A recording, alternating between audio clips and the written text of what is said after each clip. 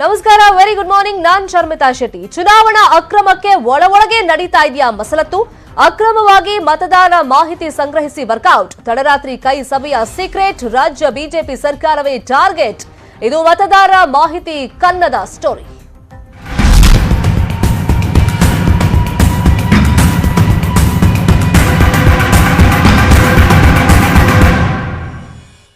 ಇದು ರಾಜ್ಯ ರಾಜಕೀಯದ ಅತಿ ದೊಡ್ಡ ಸ್ಫೋಟಕ ಸುದ್ದಿ.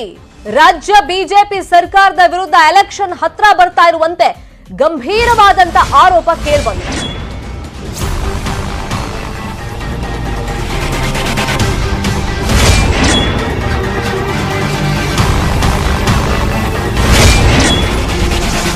ಸಾಕ್ಷ್ಯ ಸಮೇತ ಗಂಭೀರ ಆರೋಪ ಮಾಡೋದಕ್ಕೆ ಕಾಂಗ್ರೆಸ್ ಸಿದ್ಧವಾಗಿದೆ. ಇನ್ನು 1 ಗಂಟೆ ಬಾಕಿ ಇದೆ. 9 ಗಂಟೆಗೆ ಕಾಂಗ್ರೆಸ್ ನಾಯಕರು ಮಹತ್ವದ ಸುದ್ದಿಗೋಷ್ಠಿಯನ್ನ ಕರೆದಿದ್ದಾರೆ. ಅದಕ್ಕೂ ಮುಂಚೆ ಇವರು ಜ್ಯೂಸ್ ಮತ್ತು ಐಸ್ ಕ್ರೀಮ್ ಶಾಪ್ ರನ್ ಮಾಡ್ತಾರೆ. ತಿಂಗಳಿಗೆ 3 ಲಕ್ಷ ಸಂಪಾದನೆ ಮಾಡ್ತಾರೆ. ನೀವು ಶುರು ಮಾಡಬೇಕಾ? ಇವರಿಂದ ಕಲಿಬೇಕಾ? ಫ್ರೀಡಮ್ ಆಪ್ ಅನ್ನ ಈಗಲೇ ಡೌನ್ಲೋಡ್ ಮಾಡಿ. ಉಚಿತವಾಗಿ ಸುರ್ಜೇವಾಲಾ ಟ್ವೀಟ್ ಮಾಡಿ ಸರ್ಕಾರದ ವಿರುದ್ಧ ಗಂಭೀರ ಆರೋಪ ಮಾಡಿದ್ದಾರೆ. ಚುನಾವಣೆಯನ್ನೇ ಹೈಜಾಕ್ ಮಾಡೋದು ಹೇಗೆ? ಹಾಗಾದ್ರೆ ಮತದಾರರ ಮಾಹಿತಿಯನ್ನ ಕದ್ದಿರುವಂತ ಆರೋಪವನ್ನ ಬಿಜೆಪಿ ಮೇಲೆ ಸುರ್ಜೇವಾಲಾ ಮಾಡಿದ್ದಾರೆ. ಬಿಬಿಎಂಪಿ ಚುನಾವಣೆ ಹಿನ್ನೆಲೆಯಲ್ಲಿ ಇದೆಲ್ಲ ಮಾಡ್ತಾ ಇದೆಯಾ? ಹಾಗಾದ್ರೆ ರಾಜ್ಯ ಬಿಜೆಪಿ ಸರ್ಕಾರದ ವಿರುದ್ಧ ಅಕ್ರಮದ ಆರೋಪ ಕೇಳಿಬಂದಿದೆ. ಯಾವ ತರ ಮತದಾರರ ಮಾಹಿತಿಯನ್ನ ಸಂಗ್ರಹಿಸಿ ದುರ್ಬಳಕೆಗೆ ಹಾಗಾದ್ರೆ ಸಜ್ಜಾಗಿದೆಯಾ ಸರ್ಕಾರ? ಇನ್ನೇನು ಕೆಲ ಹೊತ್ತಲ್ಲೇ ಸುದ್ದಿಗೋಷ್ಠಿಯನ್ನ ನಡೆಸ್ತಾರೆ ಕಾಂಗ್ರೆಸ್ ನಾಯಕರು. ನಾನು ಹೇಳಿದಾಗೆ 9 ಗಂಟೆಗೆ ರಾಜ್ಯ ಬಿಜೆಪಿ ಸರ್ಕಾರದ ವಿರುದ್ಧ ಗಂಭೀರ ಆರೋಪಕ್ಕೆ ಸಿದ್ಧತೆಯನ್ನ ಮಾಡಿದ್ದಾರೆ. ಅದ್ರ ಜೊತೆಗೆ ಏನೇನ್ ಸಾಕ್ಷಿಗಳನ್ನ ಸುದ್ದಿಗೋಷ್ಠಿಯಲ್ಲಿ ತೋರಿಸ್ತಾರೆ ನೋಡೋಣ. ಸುದ್ದಿಗೋಷ್ಠಿ ನಂತರ ಚುನಾವಣಾ ಆಯೋಗಕ್ಕೂ ಕೂಡ ಈ ಬಗ್ಗೆ ಕಾಂಗ್ರೆಸ್ ದೂರನ್ನ ಕೊಡುವಂತ ಸಾಧ್ಯತೆಗಳಿದೆ. ಅದಕ್ಕೂ ತಯಾರಿಗಳನ್ನ ಮಾಡ್ಕೊಳ್ತಿದ್ದಾರೆ ಅಂತ ಇನ್ಫಾರ್ಮೇಶನ್ ಸಿಕ್ಕಿದೆ. ಅಕ್ರಮವಾಗಿ ಮತದಾರರ ಮಾಹಿತಿ ಸಂಗ್ರಹದ ಆರೋಪ ಬಿಜೆಪಿ ಮೇಲೆ ಕಾಂಗ್ರೆಸ್ ಮಾಡಿದೆ. ತಡರಾತ್ರಿವರೆಗೆ ಕಾಂಗ್ರೆಸ್ ನಾಯಕರು ಈ ಬಗ್ಗೆ ಮಹತ್ವದ ಸಭೆಯನ್ನು ನಡೆಸಿದ್ದಾರೆ. ಇವತ್ತು ನಡೆಯುವಂತ ತುರ್ತು ಸುದ್ದಿಗೋಷ್ಠಿಯಲ್ಲಿ ಇದೆಲ್ಲದರ ಬಗ್ಗೆನೂ ಕೂಡ ಮಾಹಿತಿಯನ್ನ ಕೊಡ್ತಾರೆ.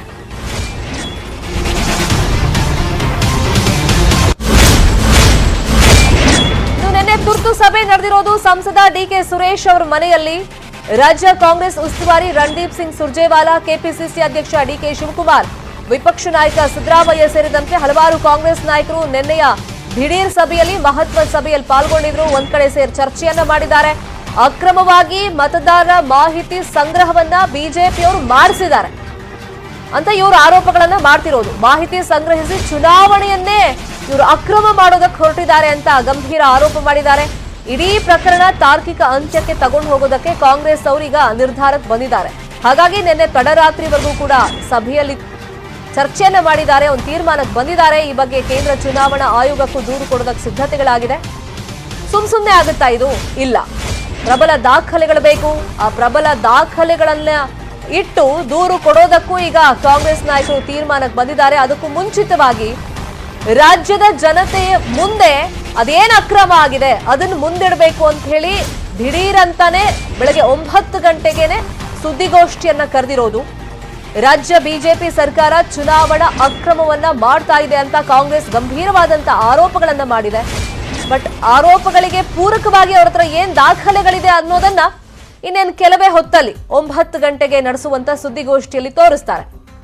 ಮತ್ತಷ್ಟು ದಾಖಲೆಗಳನ್ನ ರಿಲೀಸ್ ಮಾಡೋದಕ್ಕೆ ಕಾಂಗ್ರೆಸ್ ಅವರು ತೀರ್ಮಾನ ಮಾಡಿದ್ದಾರೆ. ಇದೇ ವಿಚಾರವಾಗಿ ಮತ್ತಷ್ಟು ಮಾಹಿತಿಯನ್ನು ಕೊಡೋದಕ್ಕೆ ನೇರ ಸಂಪರ್ಕದಲ್ಲಿ ಜಾಯಿನ್ ಆಗಿದ್ದಾರೆ ನಮ್ಮ political bureau reporter Anil Basur. Anil Basur, ಈಗ ಬಿಜೆಪಿ ಸರ್ಕಾರದ ಮೇಲೆ ಮತದಾರರ ವಿಷಯದಲ್ಲಿ ಅಕ್ರಮ ಆಗಿದೆ, ಚುನಾವಣೆಯನ್ನೇ ಅಕ್ರಮ ಮಾಡಕ್ ಹೊರಟಿದ್ದಾರೆ ಅಂತ ಕಾಂಗ್ರೆಸ್ ಆರೋಪ ಮಾಡ್ತಾ ಇದೆಯಲ್ಲ, ಅದು ಯಾವ ರೀತಿ? ಮತ್ತೆ ಪ್ರಬಲ ದಾಖಲೆಗಳು ಕಾಂಗ್ರೆಸ್ ನಾಯಕರ ಹತ್ರ ಇದೆಯಾ?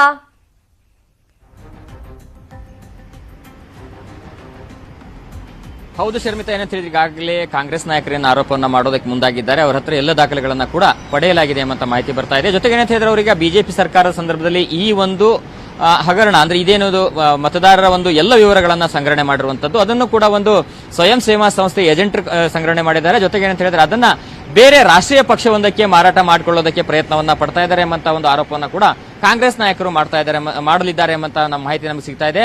ಜೊತೆಗೇನಂತ ಹೇಳಿದ್ರೆ ಇದೇ ವಿಚಾರವನ್ನು ಇಟ್ಕೊಂಡು ಕೇಂದ್ರ ಚುನಾವಣಾ ಆಯೋಗ ಕೂಡ ದೂರನ್ನ ಕೊಡೋದಕ್ಕೆ ಕಾಂಗ್ರೆಸ್ ಎಲ್ಲ ರೀತಿಯಾದಂತಹ ಸಿದ್ಧತೆಗಳನ್ನ ಮಾಡ್ಕೊಂಡಿರುವಂತದ್ದು. ಯಾಕಂತ ಹೇಳಿದ್ರೆ ಈಗಾಗಲೇ ಕಾಂಗ್ರೆಸ್ ಬಳಿಗೆ ಸಿಕ್ಕಿರುವಂತಹ ದಾಖಲೆಗಳು ಅಂದ್ರೆ ಈ ಏನು ಏಜೆಂಟ್ಗಳಿಂದ ಒಂದು ಮಾಹಿತಿಯನ್ನು ಸಂಗ್ರಹಣ ಮಾಡಲಾಗಿದೆ, ಈ ಒಂದು ಮಾಹಿತಿಯನ್ನ ರಾಷ್ಟ್ರೀಯ ಪಕ್ಷಕ್ಕೆ ಕೊಡೋದಕ್ಕೆ, ಬೇರೆ ರಾಷ್ಟ್ರೀಯ ಪಕ್ಷಕ್ಕೆ ಕೊಡೋದಕ್ಕೇನು ಕೂಡ ಸಿದ್ಧತೆಯನ್ನು ಮಾಡಿಕೊಂಡಿರೋದರ ಕುರಿತಂತೆ ದಾಖಲೆಗಳು. ಅದೇ ರೀತಿಯಾಗಿ ಇದು ಏನು ಇದಕ್ಕೆ ಬಿಬಿಎಂಪಿ ಕೊಟ್ಟಿರುವಂತಹ ಏನು ಒಂದು ಅನುಮತಿ ಇತ್ತು, ಆ ಅನುಮತಿಯನ್ನ ಕೂಡ ನಿನ್ನೆ ರಾತ್ರಿ ರದ್ದು ಮಾಡಿರುವಂತದ್ದು. ಅಂದ್ರೆ ಸ್ವಯಂ ಸೇವಾ ಸಂಸ್ಥೆ ಈ ಒಂದು ಮತದಾರರ ಪಟ್ಟಿ ಇರಬಹುದು ಅಥವಾ ಮತರ ಮಾಹಿತಿಯನ್ನ ಸಂಗ್ರಹಣೆ ಮಾಡೋದಕ್ಕೆ, ಅವರಲ್ಲಿ ತಿಳುವಳಿಕೆಯನ್ನ ಕೊಡೋದಕ್ಕಾಗಿ ಅನುಮತಿಯನ್ನ ಕೊಡಲಾಗಿತ್ತು. ಆದ್ರೆ ಇದೀಗ ಈ ಒಂದು ವಿಚಾರ ಬಹಿರಂಗ ಆಗ್ತಾ ಇದ್ದಂತಾನೆ ಆ ಒಂದು ಆದೇಶವನ್ನ ಕೂಡ ಬಿಬಿಎಂಪಿ ಹಿಂದಕ್ಕೆ ಪಡೆದುಕೊಂಡಿರುವಂತದ್ದು. ಒಟ್ಟಾರೆಯಾಗಿ ಇಡೀ ಪ್ರಕರಣದ ಹಿಂದೆ ಯಾರಿದ್ದಾರೆ, ಅದ್ರ ಜೊತೆಗೆ ಅಂತ ಹೇಳಿದ್ರೆ ಇದನ್ನ ಮಾಹಿತಿಯನ್ನ ಸಂಗ್ರಹ ಮಾಡ್ಕೊಂಡ ಬಳಿಕ ಅದನ್ನ ಯಾರಿಗಾದ್ರೂ ಮಾರಾಟ ಮಾಡಲಾಗ್ತಿತ್ತ, ಇದರಲ್ಲಿ ಬಿಬಿಎಂಪಿ ಇದೆಯಾ, ಸರ್ಕಾರ ಇದೆಯಾ, ಅಥವಾ ಬೇರೆ ರಾಷ್ಟ್ರೀಯ ಪಕ್ಷ ಇದೆಯಾ, ರಾಜ್ಯ ನಾಯಕರಿದ್ದಾರೆ ಎಂಬಂತ ಎಲ್ಲ ಪ್ರಶ್ನೆಗಳಿಗೂ ಕೂಡ ಇವತ್ತು 9 ಗಂಟೆಗೆ ಕೆಪಿಸಿಸಿ ಕಚೇರಿಯಲ್ಲಿ ನಡೆಯುವಂತಹ ಸುದ್ದಿಗೋಷ್ಠಿಯಲ್ಲಿ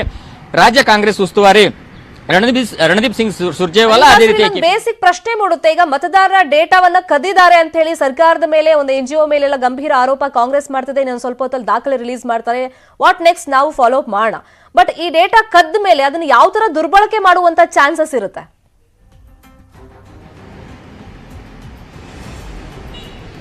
ಈಗ ಡೇಟಾವನ್ನ ಕದ್ದ ಮೇಲೆ ಯಾವ ರೀತಿಯಾದಂತಹ ಮತದಾರಿದ್ದಾರೆ, ಯಾವ ಜಾತಿಗೆ ಸೇರಿದವರಿದ್ದಾರೆ, ಅವರು ಯಾವ ಪಕ್ಷದ ಕಡೆಗೆ ಒಂದು ಒಲವನ್ನ ಹೊಂದಿದ್ದಾರೆ ಎಂಬಂತದ್ದು ಕೂಡ ಈ ಒಂದು ಡೇಟಾದಲ್ಲಿ ಸಂಗ್ರಹಣೆ ಮಾಡಿದ್ದಾರೆ ಎಂಬಂತ ಆರೋಪವನ್ನ ಕಾಂಗ್ರೆಸ್ ನಾಯಕರು ಮಾಡ್ತಿರುವಂತದ್ದು. ಹೀಗಾಗಿ ಈ ಒಂದು ಹಂತದಲ್ಲಿ ಎಲ್ಲಿ ಯಾವ ರಾಜಕೀಯ ಪಕ್ಷಕ್ಕೆ ಇದನ್ನ ಮಾರಾಟ ಮಾಡ್ತಿದ್ರು ಎಂಬುದು ಇನ್ನೂ ಕೂಡ ತಿಳಿದು ಬಂದಿಲ್ಲ. ಆದ್ರೆ ಆ ಎಲ್ಲ ಮಾಹಿತಿಯನ್ನ ಕೂಡ NGOಗಳು ಏಜೆಂಟರು ಸಂಗ್ರಹಣ ಮಾಡಿರುವಂತದ್ದು. ಜೊತೆಗೆ ಯಾವ ಪಕ್ಷಕ್ಕೆ ಹೆಚ್ಚಿಗೆ ಒಲವಿದೆ, ಯಾವ ಪಕ್ಷಕ್ಕೆ ಕಡಿಮೆ ಒಲವಿದೆ, ಜೊತೆಗೆ ಜನರ ಬೇಡಿಕೆ ಏನಾಗಿದೆ ಎಂಬಂತದ್ದೆಲ್ಲವನ್ನು ಕೂಡ ಅದ್ರ ಜೊತೆಗೆ ಅಧಿಕೃತವಾಗಿ ಮತದಾರರ ಪಟ್ಟಿಯಲ್ಲಿ ಇರುವಂತಹ ಹೆಸರುಗಳ ಮುಂದೆನೇ ಈ ಒಂದು ಮಾಹಿತಿಯನ್ನ ಸಂಗ್ರಹಣೆ ಮಾಡಿ ಕೊಡ್ತಿದ್ರು ಎಂಬಂತದ್ದು. ಬೆಂಗಳೂರಿನ 28 ಕ್ಷೇತ್ರಗಳಲ್ಲಿ ಅಂದ್ರೆ 224 ವಾರ್ಡ್ಗಳಲ್ಲಿ ಕೂಡ ಈ ಎಲ್ಲ ರೀತಿಯಂತ ಮಾಹಿತಿಯನ್ನ ಸಂಗ್ರಹಣೆ ಮಾಡಿರುವಂತದ್ದು. ಜೊತೆಗೆ ಅಂತಂದ್ರೆ ಇದನ್ನ ಸಂಗ್ರಹಣೆ ಮಾಡಿದ ಬಳಿಕ ಬೇರೆ ಪಕ್ಷಗಳಿಗೆ ಮಾರಾಟ ಮಾಡೋದಕ್ಕೆ ಮುಂದಾಗಿದ್ದಾರೆ ಅಂತ ಮಾಹಿತಿ ಸಿಗ್ತಾ ಇದೆ. ಶರ್ಮಿತಾ, ಮತ್ತೊಂದು ವಿಷಯ ಇಲ್ಲಿ ಅನಿಲ್ ಬಾಸು, ನಾವು ಕೇಳ್ಪಟ್ವಿ, ಅದು ಎಷ್ಟು ಮಟ್ಟಿಗೆ ನಿಜ ಅಂತ ನೀವೇ ಕನ್ಫರ್ಮೇಶನ್ ಕೊಡಬೇಕಾಗತ್ತೆ.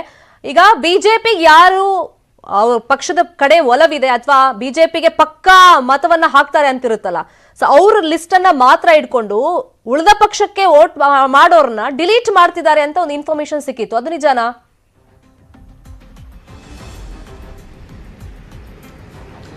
ಇಲ್ಲ, ಇದ್ರ ಬಗ್ಗೆ ತನಿಖೆ ನಂತರವಷ್ಟೇ ಗೊತ್ತಾಗ್ತದೆ. ಯಾಕಂತ ಹೇಳಿದ್ರೆ ಇವತ್ತು ರಾಜ್ಯ ಕೇಂದ್ರ ಚುನಾವಣಾ ಆಯೋಗಕ್ಕೆ ಕಾಂಗ್ರೆಸ್ ನಾಯಕರು ಕೂಡ ಒಂದು ದೂರನ್ನ ಕೊಡ್ತಾರೆ. ಅದಾದ ಬಳಿಕ ಚುನಾವಣಾ ಆಯೋಗ ಈ ಕುರಿತಂತೆ ಒಂದು ತನಿಖೆಯನ್ನು ನಡೆಸಿದ ಬಳಿಕವಷ್ಟೇ ಈ ಕುರಿತಂತೆ ಸ್ಪಷ್ಟನೆ ಸಿಗ್ತಾ ಇದೆ. ಆದ್ರೆ ಕಾಂಗ್ರೆಸ್ ನಾಯಕರು ಹೇಳುವ ಪ್ರಕಾರ ಅದೇ ರೀತಿಯಂತ ಒಂದು ಹೇಳಿಕೆಯನ್ನ ಅಥವಾ ಆರೋಪವನ್ನ ಇವತ್ತು ಮಾಡ್ತಾರೆ ಎಂಬಂತ ಸುದ್ದಿ ನಮಗೆ ಸಿಗ್ತಾ ಇರುವಂತದ್ದು. ಅಂತ ಹೇಳಿದ್ರೆ ಈ ಒಂದು ಪ್ರಕರಣದಲ್ಲಿ ರಾಷ್ಟ್ರೀಯ ಪಕ್ಷವಿದೆ, ರಾಷ್ಟ್ರೀಯ ಪಕ್ಷದ ರಾಜ್ಯ ಮುಖಂಡರುಗಳು ಕೂಡ ಈ ಒಂದು ಪ್ರಕರಣದಲ್ಲಿ ಭಾಗಿಯಾಗಿದ್ದಾರೆ ಎಂಬಂತ ಆರೋಪವನ್ನು ಕೂಡ ರಾಜ್ಯ ಕಾಂಗ್ರೆಸ್ ನಾಯಕರು ಮಾಡ್ತಾರೆ ಎಂಬಂತ ಮಾಹಿತಿ ಇದೆ. ಕಾಂಗ್ರೆಸ್ ನಾಯಕರ ಒಂದು ದಾಖಲೆಗಳನ್ನು ಏನು ಬಿಡುಗಡೆ ಮಾಡ್ತಾರೆ, ಜೊತೆಗೆ ಇದರ ತನಿಖೆ ನಡೀತದೆ.